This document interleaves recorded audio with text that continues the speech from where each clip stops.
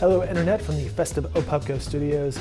I'm Dave Morris, welcome to The Play. Today we'll take a look at the upcoming Thunder schedule, we'll talk tattoos and the weather forecast. But first, Congress will consider a new proposal to avoid a government shutdown. A bipartisan agreement was reached Tuesday, just days ahead of the deadline. The accord will restore automatic spending cuts from various programs and save $23 billion over 10 years. The deal awaits approval from both the U.S. House and the Senate. Earlier today via Skype, we spoke with the Oklahomans' Chris Castile about the agreement and why Oklahoma delegates are divided on the issue. Representative Tom Cole, Republican from Moore, who was part of the negotiating committee, though wasn't like most of them involved in the last, the very last details. He came out for it, so it's a good first step. Senator Tom Coburn, who always wants a much bigger deal, wants Congress to face up to the real problems, Social Security and Medicare growth, is against it. And but everybody else is, I think, kind of looking at it, kind of holding their powder for now. But I think there will be some division in the delegation over this. Our man in Washington, that's Chris Castile, and he goes into that issue in some detail in that interview. You can watch that full video online at newsok.com. Federal officials announced Wednesday nearly 365,000 individuals have selected plans from the state and federal marketplaces as of the end of November.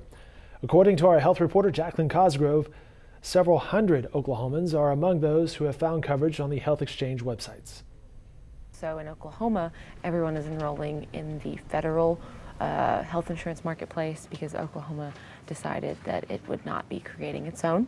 And so last month's report was pretty small. It was about 350 people had enrolled in health insurance. This month, about 1,600 people.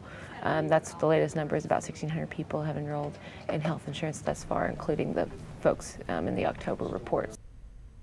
The head of the police union says a policy banning certain tattoos is keeping potential recruits from joining the Oklahoma City Police Department.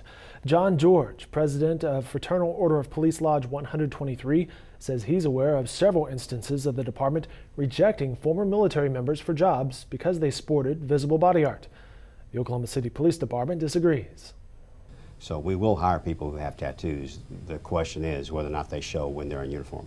And we have officers that are currently on the department who have tattoos, that have gotten tattoos since this MOU and since this policy was adopted, that don't show while they're in uniform.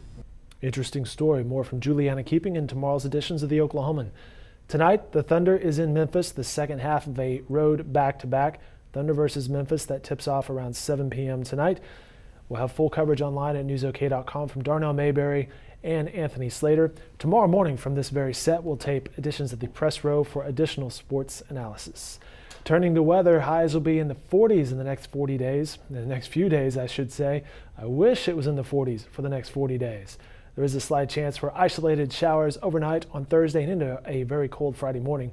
If freezing rain does occur, forecasters don't expect major problems from ice accumulation, although towards the end of next week, another round of wintry weather is ahead. That'll do it for this edition of The Play. Thanks so much for clicking and watching. Stay warm, stay safe, and have a great night, everybody.